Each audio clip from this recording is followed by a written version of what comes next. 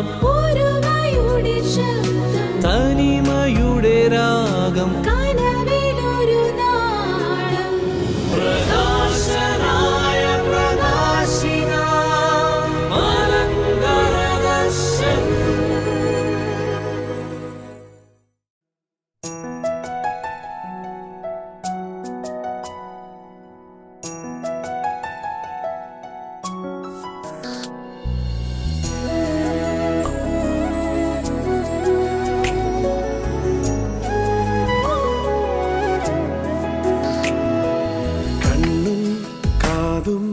കാത്തിരുന്ന നിൻ സ്വരമായി തീരാൻ നിൻ വഴിയെ ഞാൻ മനമോടെ എന്നും പാടിടുവാൻ നിൻ നീതിയിൻ വഴിയിൽ സൗരഭ്യമാകാൻ നിണമായൊഴുകാൻ കാരുണ്യമാകാൻ ഒരുക്കിടു ഞങ്ങളെ നിൻ വേല തീർപ്പാൻ നിണമായൊഴുകാൻ കാരുണ്യമാകാൻ ഒരുക്കിടു ഞങ്ങളെ നിൻ വേല തീർപ്പാൻ കണ്ണും കാതും കാത്തിരുന്ന നിൻ സ്വരമായി തീരാൻ നിൻ വഴിയെ ഞാൻ മനമോടെ എന്നും പാടിടുവാൻ നിൻ നീതിയിൻ വഴിയിൽ സൗരഭ്യമാകാൻ.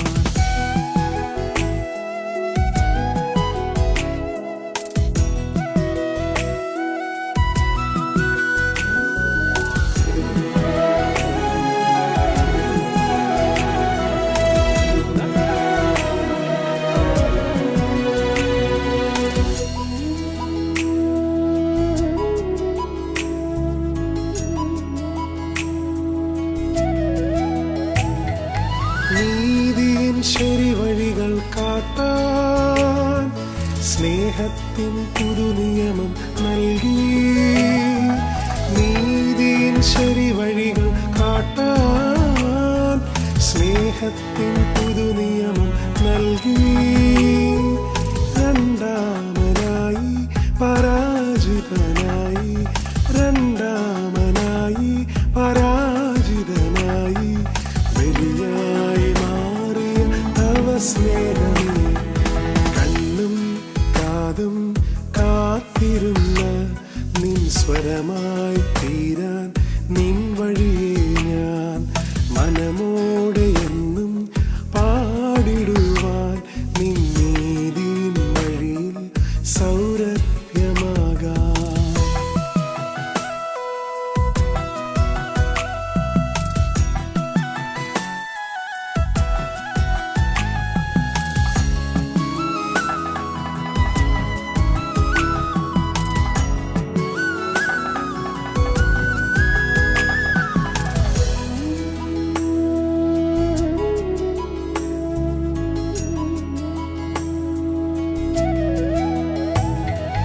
നിൻ വഴികൾ ശരിയായി അറിയാൻ നിൻ ശരിയിൻ പാതേ നടപ്പാൻ.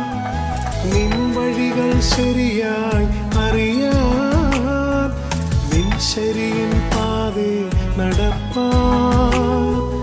വഴിമാറിയ എന്നെ നിൻ വഴിയിൽ ചേർപ്പാൻ, വഴിമാറിയ എന്നെ നിൻ വഴിയിൽ ചേർപ്പാൻ നിൻ സ്നേഹമന്ത്രം ഗാനമായി പകരും.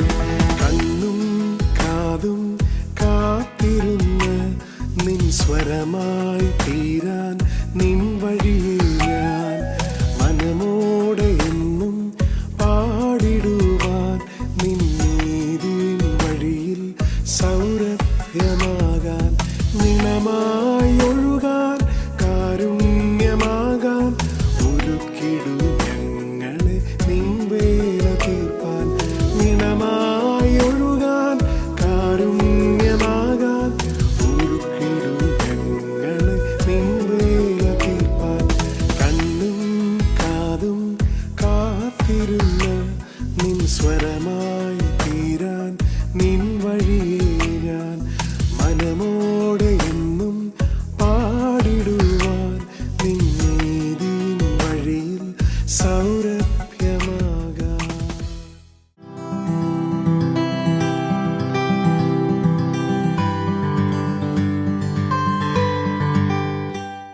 ത്രിയേക ദൈവത്തിൻ്റെ അതിപരിശുദ്ധമായ നാമം വാഴ്ത്തപ്പെടുമാറാകട്ടെ. ഏവർക്കും മലങ്കര ദർശൻ ധ്യാനപീഠത്തിലേക്ക് സ്വാഗതം. നമുക്കൊരുമിച്ച് അല്പസമയത്തെ ചിന്തയ്ക്കായിട്ടും ധ്യാനത്തിനായിട്ടും തിരഞ്ഞെടുത്തിരിക്കുന്ന വേദഭാഗം വിശുദ്ധ ലൂക്കോസ് എഴുതിയ സുവിശേഷം 1-ാം അധ്യായം 57 മുതൽ 66 വരെയുള്ള വാക്യങ്ങൾ. വിശുദ്ധ ലൂക്കോസ് എഴുതിയ സുവിശേഷം 1-ാം അധ്യായം 57 മുതൽ 66 വരെയുള്ള വാക്യങ്ങൾ. എലിസബത്ത് പ്രസവിപ്പാനുള്ള കാലം തികഞ്ഞപ്പോൾ അവൾ ഒരു മകനെ പ്രസവിച്ചു. കർത്താവ് അവൾക്ക് വലിയ കരുണ കാണിച്ചു എന്ന് അയൽവക്കാരും ചാർച്ചക്കാരും കേട്ടിട്ട് അവളോട് കൂടി സന്തോഷിച്ചു. 8-ാം നാളിൽ അവർ പൈതലിനെ പരിച്ഛേദന ചെയ്യുവാൻ വന്നു. അപ്പൻ്റെ പേർ പോലെ അവന് സെക്കരിയാവ് എന്ന് വിളിപ്പാൻ ഭാവിച്ചു. അവൻ്റെ അമ്മയോ അല്ല, അവന് യോഹന്നാൻ എന്ന് പേരിടണം എന്ന് പറഞ്ഞു. അവർ അവളോട്, നിന്റെ ചാർച്ചയിൽ ഈ പേരുള്ളവർ ആരും ഇല്ലല്ലോ എന്ന് പറഞ്ഞു. പിന്നെ അവനെ എന്തു പേർ വിളിപ്പാൻ വിചാരിക്കുന്നു എന്ന് അപ്പനോട് ആംഗ്യം കാട്ടി ചോദിച്ചു.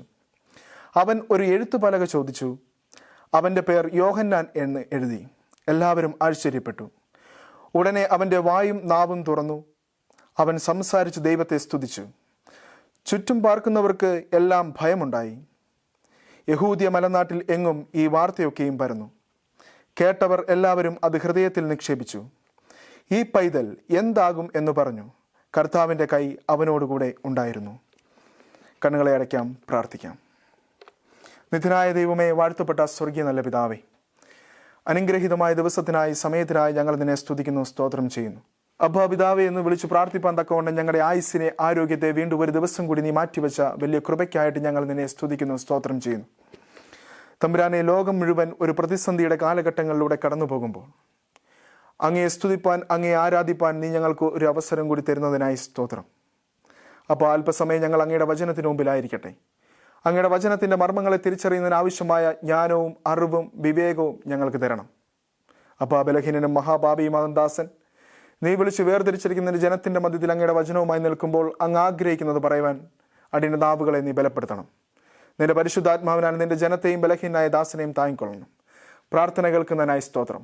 സർവ്വം താഴ്ച സമർപ്പിക്കുന്നു. കൃപയോടെ കേട്ടുത്തരമരുളുമാറാകണമേ. ആമേൻ. കർത്താവിൻ പ്രിയരെ, വളരെ സുപരിചിതമായിട്ടുള്ള ഒരു വേദഭാഗമാണ് ഇന്ന് നമ്മൾ ഇവിടെ വായിച്ചു കേട്ടത്. പാഠപുസ്തക പശ്ചാത്തലം നമുക്കേവർക്കും അറിയാം. സെക്കരിയാവ് എലിസബത്ത് ദമ്പതികൾക്ക് വാർദ്ധക്യത്തിൽ ഒരു മകൻ ജനിക്കുന്നതാണ് ഈ വേദഭാഗം. പൗരോഹിത്യ ക്രമപ്രകാരം ദേവാലയത്തിൻ്റെ അതിവിശുദ്ധ സ്ഥലത്ത് ധൂപം കാട്ടുവാൻ പോയ സെക്കരിയാവിന് ഒരു ദൈവ ദർശനമുണ്ടാകുന്നു.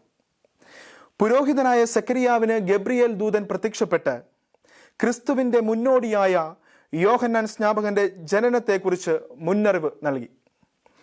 അവൻ അത് വിശ്വസിക്കുവാൻ മടിച്ചു. തൽഫലമായി യോഹന്നാൻ ജനിക്കുവോളം സെക്കരിയാവ് ഊമനായി ഇരിക്കുന്നു. ദർശനത്തിൻ്റെ പൂർത്തീകരണമായി കർത്താവിന് വഴിയൊരുക്കുവാൻ ദൈവം അയച്ച യോഹന്നാൻ സ്നാപകന്റെ ജനനം ഇവിടെ സംഭവിക്കുന്നു. ഇതാണ് ഈ പാഠഭാഗം വിവരിക്കുന്നത്. ദൈവികമായ അറിയിപ്പുകൾക്കും അരുളപ്പാടുകൾക്കും തെരഞ്ഞെടുപ്പുകൾക്കും പഴയ പുതിയ നിയമങ്ങളിലെ വിവിധ അധ്യായങ്ങളിൽ കാതലായ സ്ഥാനമുണ്ട് എന്ന് നമുക്കറിയാം. ദൈവിക പദ്ധതികൾ ചരിത്രത്തിൽ ഇടം പിടിക്കുന്നതിൽ ദൈവിക ദർശനങ്ങളും അരുളപ്പാടുകളും പ്രധാന പങ്കുവഹിക്കുന്നു. പ്രത്യേകിച്ച് ലൂക്കോസ് എഴുതിയ സുവിശേഷം 1-ാം അധ്യായം ഏറെ പ്രാധാന്യമർഹിക്കുന്നതാണ് അറിയിപ്പുകൾ കൊണ്ടും ജനനം കൊണ്ടും. ഇതിൻ്റെ പഴയ നിയമ പശ്ചാത്തലം നമുക്കേവർക്കും സുപരിചിതമാണ്. മലാക്കി പ്രവാചകന് ശേഷം ഇസ്രായേലിൽ പ്രവാചകന്മാർ ഉണ്ടായിരുന്നില്ല. ഏകദേശം 400 വർഷക്കാലത്തേക്ക് ഇസ്രായേലിന് സാമൂഹ്യ തകർച്ചയുടെ ഒരു കാലമായിരുന്നു. ഹോശേയ പ്രവാചകന്റെ പുസ്തകം 3-ാം അധ്യായം 4-5 വാക്യങ്ങൾ വായിക്കുമ്പോൾ നമുക്ക് കാണുവാൻ സാധിക്കും. ഇസ്രായേൽ മക്കൾ ബഹുകാലം രാജാവില്ലാതെയും പ്രഭുക്കന്മാരില്ലാതെയും യാഗമില്ലാതെയും പ്രതിഷ്ഠയില്ലാതെയും ഗ്രഹബിംബമില്ലാതെയും ഇരിക്കുന്ന കാലഘട്ടം. പിന്നത്തേതിൽ ഇസ്രായേൽ മക്കൾ തിരിഞ്ഞ് തങ്ങളുടെ ദൈവമായ യഹോവയെയും തങ്ങളുടെ രാജാവായ ദാവീദിനെയും അന്വേഷിക്കും. ഭാവി കാലത്ത് അവർ ഭയപ്പെടും കൊണ്ട് യഹോവയെങ്കിലേക്ക്, അവൻ്റെ നന്മയിലേക്ക് വരുമെന്ന് പ്രവാചകൻ അരുളി ചെയ്യുന്നു. അതുപോലെ തന്നെ അവിടെ സംഭവിക്കുന്നതായിട്ടും നമുക്ക് കാണുവാൻ സാധിക്കുന്നുണ്ട്. പ്രവാസകാലത്ത് പുരോഹിത കുടുംബത്തെ കണ്ടുപിടിക്കുവാൻ വിഷമമായിരുന്നു. ബാബേലിൽ അടിമകളായി പാർക്കുമ്പോൾ അവർക്ക് ആരാധന സൗകര്യങ്ങൾ ഒന്നും ഉണ്ടാകുന്നില്ല. തിരിച്ചു വന്നവർക്ക് ആരാധനയും യാഗകർമ്മങ്ങളും ഒക്കെ നടത്തുന്നതിനായി പുരോഹിതന്മാരെ 24 കൂറുകളായി തിരിക്കുന്നു. ആണ്ടിൽ 2 തവണ ഒരേ വകുപ്പുകാർക്കും ശുശ്രൂഷ ഉണ്ടാകത്തക്കവണ്ണം ചീട്ടിട്ട് ക്രമപ്പെടുത്തുന്ന രീതി നടപ്പിലായി. സ്നാപക യോഹന്നാന്റെ പിതാവായ സക്കരിയാവ് അബയാക്കൂറിൽപ്പെട്ട ഒരുവനായിരുന്നു. സക്കരിയാവിന് ശുശ്രൂഷയ്ക്ക് ചീട്ട് വീണ സമയത്ത് അന്തർമന്ദിരത്തിൽ വെച്ച് ഗബ്രിയേൽ ദൂതൻ പ്രത്യക്ഷപ്പെട്ട് മക്കളില്ലാതെയിരുന്ന ആ ദമ്പതികൾക്ക് ഒരു മകനെ വാഗ്ദാനം ചെയ്യുന്നു. മലാക്കി പ്രവചനത്തിൽ 3-ാം അധ്യായം 1-ാം വാക്യത്തിൽ യോഹന്നാൻ സ്നാപകൻ ക്രിസ്തുവിന് മുന്നോടി ആണെന്ന് പ്രവചിക്കുന്നുണ്ട്. യെശയ്യാവ് 40-ാം അധ്യായം 3 മുതൽ 5 വരെയുള്ള വാക്യങ്ങളിൽ മരുഭൂമിയിൽ വിളിച്ചു പറയുന്നവന്റെ വാക്ക് ക്രിസ്തുവിന് വഴിയൊരുക്കുവാൻ വരുന്നവനെ കുറിച്ച് പ്രവചിക്കുന്നു. കൂടാതെ യോഹന്നാന്റെ ചില പ്രത്യേകതകൾ വചനത്തിൽ നമുക്ക് കാണുവാനായിട്ട് സാധിക്കുന്നുണ്ട്. ഒന്നാമതായിട്ട് ദൈവത്താൽ അയക്കപ്പെട്ട പ്രവാചകൻ എന്ന് യോഹന്നാന്റെ സുവിശേഷത്തിൽ നമുക്ക് കാണാം. രണ്ടാമതായിട്ട് ക്രിസ്തുവിന് മുന്നോടിയായി നിയമിക്കപ്പെട്ടവനാണെന്ന് യെശയ്യാവ് പറയുന്നു. അമ്മയുടെ ഗർഭത്തിൽ വെച്ച് തന്നെ പരിശുദ്ധാത്മാവ് നിറഞ്ഞവനാണെന്ന് ലൂക്കോസിന്റെ സുവിശേഷത്തിൽ നമുക്ക് കാണാം. വീഞ്ഞും മദ്യവും കുടിക്കാത്തവനാണവൻ. സ്ത്രീകളിൽ നിന്ന് ജനിച്ചവരിൽ യോഹന്നാൻ സ്നാപകനേക്കാൾ വലിയവൻ എഴുന്നേറ്റിട്ടില്ല എന്ന് ക്രിസ്തു പറയുന്നു. ലളിതമായ ജീവിതം നയിച്ചവനാണവൻ. പാപത്തെ ചൂണ്ടിക്കാണിച്ച് ധീരമായി പ്രസംഗിച്ചവനാണ് അവൻ. ഇതൊക്കെ യോഹന്നാൻ സ്നാപകനെ കുറിച്ച് വചനത്തിൽ നമ്മൾ കാണുന്ന പ്രത്യേകതകളേറിയ യോഗ്യതകളാണ്. എന്നാൽ ഇന്ന് നമ്മുടെ ചിന്തയ്ക്കായിട്ട് യോഹന്നാൻ സ്നാപകന്റെ ചില പ്രത്യേകതകൾ, അവന്റെ ജീവിതം നമുക്ക് കാണിച്ചു തരുന്ന ചില കാലിക സന്ദേശങ്ങൾ പറഞ്ഞുകൊണ്ട് എൻ്റെ വചനധ്യാനം അവസാനിപ്പിക്കുവാനാണ് ഞാൻ ആഗ്രഹിക്കുന്നത്. ഒന്നാമതായി യോഹന്നാന്റെ പ്രത്യേകത അവൻ്റെ പേരിൽ ഉള്ള പ്രത്യേകതയാണ്. യോഹന്നാന്റെ പേരിൽ ഉള്ള പ്രത്യേകത ലൂക്കോസ് എഴുതിയ സുവിശേഷം 1-ാം അധ്യായം 60 മുതൽ 63 വരെയുള്ള ഭാഗത്ത് യോഹന്നാൻ എന്ന പേര് ഒരു ചർച്ചാ വിഷയമാകുന്നതായിട്ട് നമുക്ക് കാണുവാൻ സാധിക്കുന്നുണ്ട്. യോഹന്നാൻ എന്ന പേരിന്റെ അർത്ഥം നമുക്കറിയാം, യഹോവ കൃപയുള്ളവൻ, യഹോവയുടെ ദാനം എന്നൊക്കെയാണ്. യഹൂദ മത നിയമപ്രകാരം യഹൂദ ബാലന്മാർ ജനിച്ച് 8 ദിവസത്തിനകം ദൈവവുമായിട്ടുള്ള ഉടമ്പടി പ്രകാരം പരിച്ഛേദന കഴിക്കണം. അതിനുവേണ്ടി സക്കരിയാവും എലിസബത്തും ദേവാലയത്തിലേക്ക് വരുന്നു. അവരോടൊപ്പം അയൽവക്കക്കാരും ചാർച്ചക്കാരും അടങ്ങുന്ന ചെറിയ സമൂഹം ശിശുവിന്റെ പരിച്ഛേദനയ്ക്കും പേരിടലിനുമായി വരുന്നു. എന്നാൽ പേരിടൽ സകല മുൻവിധികളെയും മാറ്റിയെഴുതി അവന്റെ പിതാവിന്റെ പേരും പാരമ്പര്യമായി കുടുംബത്തിലെ ആൺകുട്ടികൾക്ക് ഇടുന്നതുമായ ചില പേരുകളും പ്രതീക്ഷിച്ചെടുത്ത് എല്ലാ മുൻധാരണകളും തെറ്റിച്ചുകൊണ്ട് എലിസബത്ത് അവന് യോഹന്നാൻ എന്ന് പേരിടണമെന്ന് പറയുന്നു. ഊമനായിപ്പോയ സക്കരിയാവും സകലരെയും അത്ഭുതപ്പെടുത്തിക്കൊണ്ട് യോഹന്നാൻ എന്ന് പലകയിൽ എഴുതുന്നു. ഇത് കണ്ടവരും കേട്ടവരും എല്ലാവരും ഏറെ ആശ്ചര്യപ്പെടുന്നു. അതുകൊണ്ട് യോഹന്നാന്റെ ജനനം ഏറെ പ്രത്യേകതകൾ ഉള്ളതാണെന്ന് നമുക്ക് കാണുവാനായിട്ട് സാധിക്കുന്നുണ്ട്. ലോക ചരിത്രത്തിൽ ഒരിക്കൽ മാത്രം സംഭവിച്ചതും ചരിത്രത്തെ തന്നെ 2ആയി വിഭജിച്ചതും മനുഷ്യ ജീവിതങ്ങളെയും ജീവിത അനുഭവങ്ങളെയും രൂപപ്പെടുത്തിയതായ ക്രിസ്തുവിന്റെ ജനനം എന്ന മഹാസംഭവം ആരും തന്നെ അറിയുന്നില്ല. ദൈവദൂതന്മാരാൽ പ്രത്യേകം അറിയിച്ചത് മൂലമാണ് ക്രിസ്തുവിന്റെ ജനനം പലരും അറിഞ്ഞത്. നമുക്ക് കാണുവാൻ സാധിക്കും, ദൈവത്തിന്റെ ദൂതൻ ആട്ടിടയന്മാർക്ക് പ്രത്യക്ഷപ്പെട്ട് ക്രിസ്തുവിന്റെ ജനനം അറിയിക്കുന്നു. വിദ്വാൻമാർക്ക് പ്രത്യക്ഷപ്പെട്ട് അവന്റെ ജനനം അറിയിക്കുന്നു. എന്നാൽ അതിൽ നിന്നെല്ലാം വ്യത്യസ്തമായിരുന്നു യോഹന്നാൻ സ്നാപകന്റെ ജനനവും രംഗപ്രവേശനവും ഒക്കെ. സുവിശേഷ രേഖകളെല്ലാം തന്നെ ആ വസ്തുത വളരെ പ്രാധാന്യത്തോടുകൂടി നമുക്ക് മുമ്പിൽ തുറന്നു വെക്കുന്നതായിട്ട് നമുക്ക് കാണുവാൻ സാധിക്കും. യേശു ക്രിസ്തു യോഹന്നാൻ സ്നാപകനെ പറ്റി പറഞ്ഞ സാക്ഷ്യത്തിന്റെ വെളിച്ചത്തിൽ പുതിയ നിയമത്തിന്റെ ഉദയ നക്ഷത്രം എന്ന അപരനാമം സ്നാപക യോഹന്നാന് ലഭിച്ചിട്ടുണ്ട്. യോഹന്നാൻ എഴുതിയ സുവിശേഷം 5-ാം അധ്യായം 35-ാം വാക്യത്തിൽ പറയുന്നു, അവൻ ജ്വലിച്ച് പ്രകാശിക്കുന്ന വിളക്ക് ആയിരുന്നു. നിങ്ങൾ അല്പസമയത്തേക്ക് അവന്റെ വെളിച്ചത്തിൽ ഉല്ലസിപ്പാൻ ഇച്ഛിച്ചു. ക്രിസ്തുവിന് വേണ്ടി പ്രകാശിച്ചിരുന്ന വിളക്കായിരുന്നു യോഹന്നാൻ. യോഹന്നാനെ പോലെ നമ്മുടെ ജീവിതങ്ങളും ക്രിസ്തുവിന് വേണ്ടി ജ്വലിക്കുന്നത് ആയിത്തീരണം. നമ്മുടെ ജീവിതം അപരന് പ്രകാശം നൽകുന്നതാകണം. നമ്മുടെ സാന്നിധ്യം ഒരു അനുഗ്രഹ സാന്നിധ്യം ആയിരിക്കണം. തമ്പുരാൻ പറയുന്നു, ഒരിറ്റു പ്രകാശം പോലെ നമ്മുടെ സാന്നിധ്യം മറ്റുള്ളവർക്ക് ഒരു അനുഗ്രഹമായി തീരണമെന്ന് പറയുന്നുണ്ട്. ഇന്ന് നാം ഒക്കെ അപരന്റെ ജീവിതത്തിൽ പ്രകാശം പരത്തുന്നവരാണോ എന്ന് ചിന്തിക്കേണ്ടത് വളരെ അത്യാവശ്യമാണ്. ഇന്ന് നമ്മുടെ സാന്നിധ്യം ഒരു അസാന്നിധ്യമായി അപരന് തോന്നുന്നുണ്ടോ എന്ന് നാം ചിന്തിക്കേണ്ടത് വളരെ അത്യാവശ്യമാണ്. എന്നെക്കൊണ്ട് എൻ്റെ സഹോദരന് അപരന് എന്തു പ്രയോജനമെന്ന് ചിന്തിക്കുവാൻ ഈ സമയങ്ങൾ നാം എടുത്തുപയോഗിക്കേണ്ടത് വളരെ അത്യാവശ്യമാണ്. നാം ആരാണെന്നും എന്തിനു വേണ്ടിയാണ് ഈ ലോകത്ത് ജീവിക്കുന്നത്, ഇങ്ങനെയുള്ള സനാതനങ്ങളായ ചില ചോദ്യങ്ങൾക്ക് ഉത്തരം കണ്ടെത്തുവാൻ തക്കവണ്ണം നമ്മുടെ ജീവിതങ്ങൾ കൊണ്ട് സാധിക്കുന്നുണ്ടോ എന്ന് ചിന്തിക്കേണ്ട ഒരു സമയമാണ്. ക്രിസ്തുവിന് വേണ്ടി എരിഞ്ഞു തീരുന്ന മനുഷ്യർ ചരിത്രത്തിൽ ഒരുപാട് നമുക്ക് കാണുവാനായിട്ട് സാധിക്കുന്നുണ്ട്. സ്തേഫാനോസിനെ കുറിച്ച് നമുക്കറിയാം. ഇത്രമേൽ പരിശുദ്ധാത്മാവ് നിറഞ്ഞ, ഇത്രമേൽ അനുഗ്രഹിതമായ ഒരു മനുഷ്യനെ നമുക്ക് വേറെ കാണുവാനായിട്ട് സാധിക്കുന്നില്ല. കണ്ണിന് പകരം കണ്ണ്, പല്ലിന് പകരം പല്ല് എന്ന് നിങ്ങൾ കേട്ടിട്ടുണ്ടല്ലോ. എന്നാൽ ഞാൻ നിങ്ങളോട് പറയുന്നു, നിങ്ങളുടെ ശത്രുക്കളെ സ്നേഹിപ്പിൻ. ഇങ്ങനെ പറഞ്ഞ ക്രിസ്തുവിന്റെ വാക്കിനെ അക്ഷരാർത്ഥത്തിൽ ജീവിതം കൊണ്ട്, രക്തം കൊണ്ട് അടയാളപ്പെടുത്തിയ ഒരു മനുഷ്യനാണ് സ്തേഫാനോസ് എന്ന് പറയുന്നത്. ഇങ്ങനെ പലരെയും കുറിച്ച് നമുക്ക് ചരിത്രത്തിൽ കാണുവാനായിട്ട് സാധിക്കും. ഇതുപോലെ ക്രിസ്തുവിന് വേണ്ടി എരിഞ്ഞു ശോഭിക്കുവാൻ തക്കവണ്ണം നമ്മുടെ ജീവിതത്തെ ക്രമപ്പെടുത്തണമെന്ന് യോഹന്നാൻ ഈ സമയം നമ്മെ വെല്ലുവിളിക്കുകയാണ്. ഞാൻ തുടർന്ന് മുമ്പോട്ട് പോകട്ടെ. രണ്ടാമതായിട്ട് യോഹന്നാന്റെ ജീവിതത്തിലെ പ്രത്യേകതകൾ എന്താണ്? രണ്ടാമതായിട്ട് യോഹന്നാന്റെ ജീവിതത്തിലെ പ്രത്യേകത ഹിസ് ലൈഫ് സ്റ്റൈലാണ്, യോഹന്നാന്റെ ജീവിത ശൈലിയാണ്. അല്ലേ? നമുക്കറിയാം യോഹന്നാന്റെ ജീവിത ശൈലി എന്നാൽ യോഹന്നാൻ ഒരു നാസിർ വ്രതക്കാരനാണ്. നാസിർ വ്രതക്കാരൻ എന്നാൽ ദൈവത്തിന് പ്രതിഷ്ഠിക്കപ്പെട്ടവൻ, യഹോവയ്ക്ക് തന്നെ സമർപ്പിക്കപ്പെട്ടവൻ എന്നാണ് അർത്ഥം. സംഖ്യാപുസ്തകം 6-ാം അധ്യായം 1 മുതൽ 21 വരെയുള്ള ഭാഗത്ത് നാസിർ വ്രതത്തിന്റെ വ്യവസ്ഥകൾ നമുക്ക് കാണുവാൻ സാധിക്കും. അവിടെ പറയുന്നു, വീഞ്ഞും മദ്യവും കുടിക്കരുത്, മുന്തിരിപ്പഴത്തിന്റെ യാതൊരു രസവും കുടിക്കരുത്, ക്ഷൗരക്കത്തി തലയിൽ തൊടരുത്, തലമുടി നീട്ടി വളർത്തണം, ശവസ്പർശം മൂലം അശുദ്ധനാകാതെ സൂക്ഷിക്കണം, അവൻ യഹോവയ്ക്ക് താൻ സമർപ്പിച്ചിരിക്കുന്ന കാലം തികയുവോളം അവൻ വിശ്വസ്തനായിരിക്കണം. ഇതെല്ലാം ഒരു നാസിർ വ്രതക്കാരൻ അനുഷ്ഠിക്കേണ്ടതായിട്ടുള്ള വ്യവസ്ഥകളാണ്. വൃദ്ധവ്യവസ്ഥയിൽ നിന്നും വിഭക്തനാകുവാനുള്ള വ്യവസ്ഥകളും സംഖ്യാപുസ്തകം 6-ാം അധ്യായം 16 മുതൽ 20 വരെയുള്ള വാക്യങ്ങളിൽ പറയുന്നുണ്ട്. എന്നാൽ യോഹന്നാൻ സ്നാപകനെ സംബന്ധിച്ചിടത്തോളം ഗർഭാവസ്ഥയിൽ ആകുന്നതിന് മുമ്പേ ഈ വൃദ്ധവ്യവസ്ഥ അവനിൽ ഉണ്ടായിരുന്നു.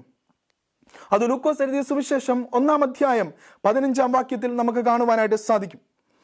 പഴയ നിയമ പശ്ചാത്തലത്തിൽ ഒരു നാസിർ വ്രതക്കാരനായ ഒരു മനുഷ്യനെ നമുക്കറിയാം. ആരാണ്? ഇസ്രായേലിനെ 20 സംവത്സരം ന്യായപാലനം ചെയ്ത ദാൻ ഗോത്രത്തിൽപ്പെട്ട വീരസിംഹം, ശത്രുക്കളുടെ മേൽ കൊടുങ്കാറ്റ് വിതച്ച ഇസ്രായേലിന്റെ വീരയോദ്ധാവ് ശിംശോൻ എന്ന ഒരു ന്യായാധിപൻ.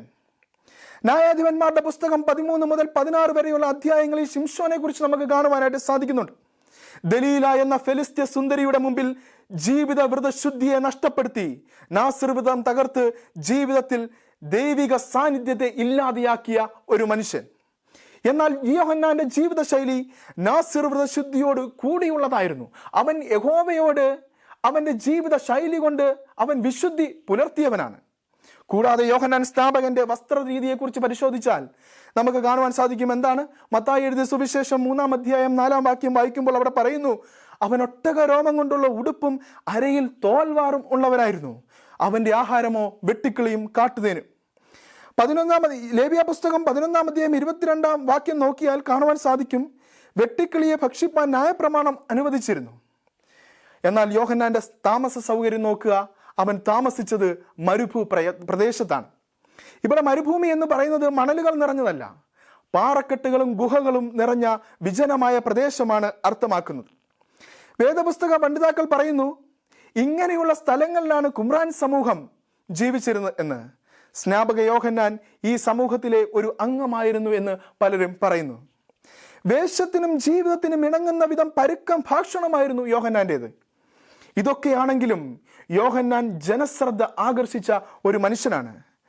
അതിന് പ്രധാന കാരണം ജനക്കൂട്ടത്തെ സംബോധന ചെയ്യുകയും അവരെക്കുറിച്ചുള്ള സത്യം, അവർക്ക് നേരെയുള്ള ദൈവത്തിന്റെ സന്ദേശം ഒരു വളച്ചുകെട്ടലും കൂടാതെ ധൈര്യത്തോടെ വെട്ടിത്തുറന്ന് പറയുവാനുള്ള യോഹന്നാന്റെ പ്രത്യേകതയാണ് അതിനുള്ള കാരണം എന്ന് പറയുന്നത്.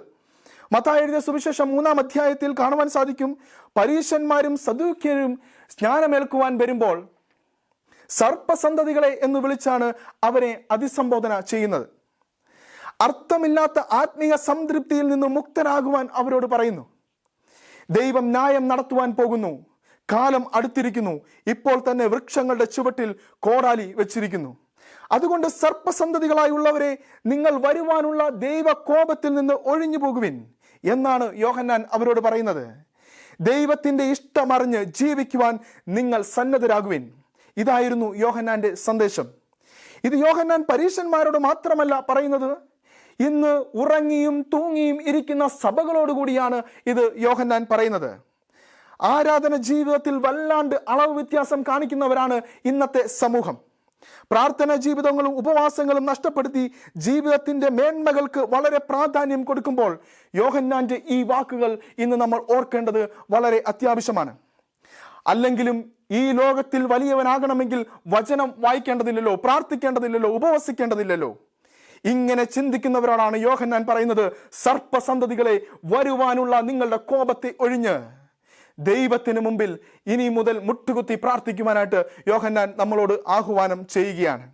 കണ്ണുനീരൊഴുക്കി ഇനി നിനക്ക് വരുവാൻ പോകുന്ന കോപത്തിൽ നിന്ന് ഒഴിയുവാൻ യോഹന്നാൻ നമ്മെ വെല്ലുവിളിക്കുന്നു. പിന്നീട് നമുക്ക് കാണുവാൻ സാധിക്കുന്ന യോഹന്നാന്റെ പ്രസംഗത്തെ വളരെ തെളിമയോടുകൂടി സുവിശേഷകർ വർണ്ണിച്ചിരിക്കുന്നതാണ്. നമുക്കറിയാം, മത്തായിയുടെ സുവിശേഷം 3-ാം അധ്യായം, മർക്കോസ് 2-ാം അധ്യായം, ലൂക്കോസ് 3-ാം അധ്യായം, ഇവിടങ്ങളിലൊക്കെ യോഹന്നാന്റെ പ്രഭാഷണത്തെ വളരെ തെളിമയോടുകൂടി സുവിശേഷകർ അവതരിപ്പിക്കുന്നുണ്ട്. ചെവികൾക്ക് ഇമ്പം നൽകുന്ന, കർണങ്ങളെ രസിപ്പിക്കുന്ന മധുര ഭാഷണമായിരുന്നില്ല യോഹന്നാന്റേത്. മറിച്ച് അദ്ദേഹത്തിന്റെ വാക്കുകൾ ജനഹൃദയങ്ങളിലേക്ക് തുളച്ചു കയറുന്നതാണ്. ചില സേഫ് സോണിൽ നിന്നുകൊണ്ട് പ്രസംഗിക്കുവാനല്ല യോഹന്നാൻ ആഗ്രഹിച്ചത്, മറിച്ച് പറയേണ്ട വാക്കുകൾ പറയേണ്ടവരോട് മുഖത്ത് നോക്കി പറയുവാൻ തക്കവണ്ണം ദൈവത്തിന്റെ ആജ്ഞപ്രകാരം ജീവിച്ച ഒരു മനുഷ്യനായിരുന്നു യോഹന്നാൻ എന്ന് പറയുന്നത്. പരമാർത്ഥതയും വിശ്വസ്തതയും സത്യസന്ധതയും നീതിബോധവും പരസ്പര സഹായ സന്നദ്ധയും എല്ലാം യോഹന്നാൻ ജനങ്ങളെ ഈ പ്രഭാഷണത്തിലൂടെ പഠിപ്പിക്കുന്നതായിട്ട് നമുക്ക് കാണുവാൻ സാധിക്കും. അതുകൊണ്ട് ജനത്തെ പ്രബോധിപ്പിക്കുന്ന പ്രവാചക ശുശ്രൂഷ ഏറ്റവും ഗൗരവത്തോടുകൂടി ചെയ്യുക എന്നതാണ് സഭയുടെയും നമ്മുടെയും ഉത്തരവാദിത്തമെന്ന് യോഹന്നാൻ നമ്മളോട് പറയുന്നു. മൂന്നാമതായി യോഹന്നാന്റെ പ്രത്യേകത എന്ന് പറയുന്നത് യോഹന്നാനിലെ പരിശുദ്ധാത്മാവിന്റെ നിറവാണ്, പരിശുദ്ധാത്മാ നിയന്ത്രണമാണ്. യോഹന്നാന്റെ ശക്തി എന്ന് പറയുന്നത് ദൈവത്തിന്റെ ആത്മാവായിരുന്നു. ഗർഭപാത്രത്തിൽ വെച്ച് തന്നെ പരിശുദ്ധാത്മാവിനാൽ നിറയും എന്നായിരുന്നു യോഹന്നാൻ സ്നാപകനെ കുറിച്ചുള്ള ദൈവിക വാഗ്ദാനം. ജനമധ്യത്തിങ്കിൽ യോഹന്നാൻ ചെയ്ത ശുശ്രൂഷ പരിശുദ്ധാത്മാ പ്രേരിതമായിരുന്നു. മശിഹായി സ്വീകരിക്കുവാൻ ജനത്തെ ഒരുക്കുന്നതിന് യോഹന്നാൻ സ്നാപകൻ അവന് മുമ്പായി ഏലിയാവിന്റെ ആത്മാവോടും ശക്തിയോടുകൂടി നടക്കുമെന്നാണ് ദൈവം തന്റെ ദൂതന്മാർ മുഖാന്തരം മുൻകൂട്ടി അറിയിച്ചത്. അത് യോഹന്നാൻ സ്നാപകന്റെ ശുശ്രൂഷയിൽ നിവർത്തിക്കുന്നതും നമുക്ക് കാണുവാൻ സാധിക്കും. ആരാണ് ഏലിയാവ്? ഏലിയാവിനെ കാണുവാൻ സാധിക്കുന്നത് 1 രാജാക്കന്മാരുടെ പുസ്തകം 17 മുതൽ 19 വരെയുള്ള അധ്യായത്തിലാണ്. ഇസബൽ രാജ്ഞിയുടെയും ആഹാബ് രാജാവിന്റെയും ദുർഭരണം കൊടികുത്തി വാണിരുന്ന കാലത്ത് ജീവിച്ചിരുന്ന പ്രവാചകനാണ് ഏലിയാബ് എന്ന് പറയുന്നത്. ഏലിയാവ് പറഞ്ഞു, ഞാൻ സേവിക്കുന്ന യഹോവയാണേ ദേശത്ത് മഴ പെയ്യുകയില്ല. 3 വർഷം ദേശത്ത് മഴ പെയ്യുന്നില്ല. ഈ ഏലിയാവിന്റെ ആത്മവീര്യത്തോടു കൂടിയായിരുന്നു യോഹന്നാൻ സ്നാപകന്റെ ജീവിതവും. ഹെരോദ അന്തിപ്പാസ് രാജാവ് തന്റെ സഹോദരനായ ഫിലിപ്പിന്റെ ഭാര്യയെ നിയമവിരുദ്ധമായി സ്വന്തം ഭാര്യയായി കണ്ടപ്പോൾ യോഹന്നാൻ സ്നാപകൻ ധൈര്യത്തോടെ ആ അനീതിയെ മുഖത്തു നോക്കി ചോദ്യം ചെയ്യുന്നതായിട്ട് നമുക്ക് കാണുവാൻ സാധിക്കുന്നു. രാജാവാണെന്ന് പോലും നോക്കാതെ അനീതിക്കെതിരെ ധീരമായി പ്രതികരിച്ച ഒരു വ്യക്തിയാണ് സ്നാപക യോഹന്നാൻ. അതുമൂലം സ്വന്തം ജീവിതം നഷ്ടമാകുന്നു, സ്വന്തം ജീവൻ നഷ്ടമാകുന്നു. മത്തായി സുവിശേഷം 14-ാം അധ്യായം 1 മുതൽ 12 വരെയുള്ള വാക്യങ്ങളിൽ നമുക്കത് കാണുവാൻ സാധിക്കും. ഇത് തന്നെയായിരുന്നു ഏലിയാവിന്റെ ജീവിതവും. 2 രാജാക്കന്മാരുടെ പുസ്തകം 1-ാം അധ്യായത്തിൽ ഏലിയാവിനെ കുറിച്ചുള്ള കുറച്ചു ഭാഗം നമുക്ക് ദർശിക്കുവാനായിട്ട് സാധിക്കും. അതിൽ അഹസ്യ രാജാവ് ശമര്യയിലെ തന്റെ മാളികയുടെ കിളിവാതിൽ കൂടി വീണ് ദീനം പിടിച്ചു കിടക്കുന്നു. അഹസ്യാവ് ദൂതന്മാരെ അയച്ച് എക്രോനിലെ ദേവനായ ബാൽസേബുവിനോട് എനിക്ക് എപ്പോൾ ദീനം മാറും എന്ന് ചോദിക്കുവാൻ ദൂതന്മാരെ അയക്കുന്നു. എന്നാൽ ദൈവത്തിന്റെ കൽപ്പന പ്രകാരം ഏലിയാവ് അവർക്കെതിരെ ചെല്ലുന്നു. അവരോട് ചോദിക്കുന്നു, നിങ്ങൾ എവിടെ പോകുന്നു? ദൂതന്മാർ പറയുന്നു, അഹസ്യ രാജാവ് ശമരിയയുടെ കിളിവാതിലിന്റെ മുകളിൽ നിന്ന് വീണ് ദീനം പിടിച്ച് കിടക്കുന്നു. അവന് എപ്പോൾ സൗഖ്യം വരുമെന്ന് എക്രോനിലെ ദേവനായ ബാൽസേബുവിനോട് ചോദിക്കുവാനായിട്ട് പോകുന്നു. അപ്പോൾ ഏലിയാവ് അവരോട് പറയുന്ന ഒരു വാക്യം ഇപ്രകാരമുണ്ട്, ഇസ്രായേലിൽ ദൈവമില്ലാഞ്ഞിട്ടോ നിങ്ങൾ എക്രോനിലെ ദേവനായ ബെൽസേബുവിനോട് അനുവാദം ചോദിക്കുവാനായിട്ട് പോകുന്നത്? അതുകൊണ്ട് അവൻ കയറിയിരിക്കുന്ന കിടക്കയിൽ കിടന്ന് അവൻ മരിക്കുമെന്ന് ഏലിയാവ് അവനോട് പറയുകയാണ്. ഇത് കേട്ട് ദൂതന്മാർ ഏറെ പ്രയാസത്തോടു കൂടി അഹസ്യാവിന്റെ അടുക്കൽ വന്ന് പറയുന്നു, ഞങ്ങൾക്ക് എതിരായി ഒരു മനുഷ്യൻ വന്നു ഇന്നതുപോലെ പറഞ്ഞു. അഹസ്യ രാജാവ് ചോദിക്കുന്നു, ആ മനുഷ്യൻ എപ്രകാരം ഇരിക്കും? അവന്റെ വേഷവിധാനം എങ്ങനെയാണ്? ദൂതന്മാർ അവനോട് പറഞ്ഞു, അവൻ രോമവസ്ത്രം കൊണ്ടുള്ള ഉടുപ്പും അരയിൽ തോൽവാറുമാണ് ഇട്ടിരിക്കുന്നത്. അവൻ ഏറെ ഭയത്തോടുകൂടി പറഞ്ഞു, അത് തിഷ്ബ്യനായ ഏലിയാവ് തന്നെ എന്ന് അഹസ്യ രാജാവ് പറയുകയാണ്. രാജാവ് ആണെന്ന് നോക്കാതെ, ഭരണാധികാരിയാണെന്ന് നോക്കാതെ അനീതിക്കെതിരെ ശബ്ദമുയർത്തിയ ഏലിയാവിനെയാണ് നമുക്കിവിടെ കാണുവാനായിട്ട് സാധിക്കുന്നത്. നമ്മുടെ നിത്യജീവിതത്തിലും ഈ കാലഘട്ടങ്ങളിൽ അനീതിക്കെതിരെ പ്രവർത്തിക്കുവാൻ തക്കവണ്ണം നമുക്ക് ഇടയായിട്ട് തീരണം. അത് കുറച്ച് കുഴപ്പം പിടിച്ച പരിപാടിയാണ്. എങ്കിലും ഏലിയാവും യോഹന്നാനും സ്നാപകനും നമ്മളോട് പറയുന്നത് അനീതിക്കെതിരെ ശബ്ദമുയർത്തുവാൻ തക്കവണ്ണം നമ്മുടെ ജീവിതത്തെ ക്രമീകരിക്കുക എന്നുള്ളതാണ്. നമ്മുടെ ഉള്ളിൽ പരിശുദ്ധാത്മാവിനെ നിറയ്ക്കുവാൻ തക്കവണ്ണം നമ്മുടെ ജീവിതത്തെ ക്രമീകരിക്കുവാനാണ്. ക്രിസ്തുവിൻ്റെ ജീവിതശൈലി നോക്കി അവൻ പ്രവർത്തിച്ച കാലത്തോളം അവൻ അനീതിക്കെതിരെ പ്രതികരിച്ച ഒരു മനുഷ്യനാണ്. ഇങ്ങനെ നമ്മുടെ ഉള്ളിൽ പരിശുദ്ധാത്മാവ് നിറയുവാൻ നാം എത്രയധികം പ്രാർത്ഥിക്കേണ്ടിയിരിക്കുന്നു, ജീവിതത്തെ നേരെയാക്കേണ്ടിയിരിക്കുന്നു. ഇന്ന് യോഹന്നാൻ നമ്മെ വെല്ലുവിളിക്കുകയാണ്. അവൻ്റെ ജീവിതത്തിലൂടെ, അവൻ്റെ പ്രവർത്തനത്തിലൂടെ, അവൻ്റെ ആത്മനിറവിലൂടെ നമ്മുടെ ജീവിതങ്ങളെ യോഹന്നാനൊപ്പം ക്രമീകരിക്കുവാൻ തക്കവണ്ണം ഇടയായിട്ട് തീരണം. എൻ്റെ വചനധ്യാനം ഞാനിവിടെ അവസാനിപ്പിക്കുകയാണ്. യോഹന്നാനെക്കുറിച്ച് 3 പ്രത്യേകതകളാണ്, അവൻ്റെ ജീവിതത്തിൻ്റെ ശൈലിയെക്കുറിച്ച് 3 പ്രത്യേകതകളാണ് ഇന്ന് ഞാൻ നിങ്ങളുമായി പങ്കുവെച്ചത്. എന്തൊക്കെയാണ്? 1, അവൻ്റെ പേരിൻ്റെ പ്രത്യേകത, യോഹന്നാൻ സ്നാപകൻ്റെ പേരിൻ്റെ പ്രത്യേകത. 2, യോഹന്നാൻ്റെ ജീവിത ശൈലി നമുക്ക് മുമ്പിൽ കാണിക്കുന്ന മാതൃകകൾ.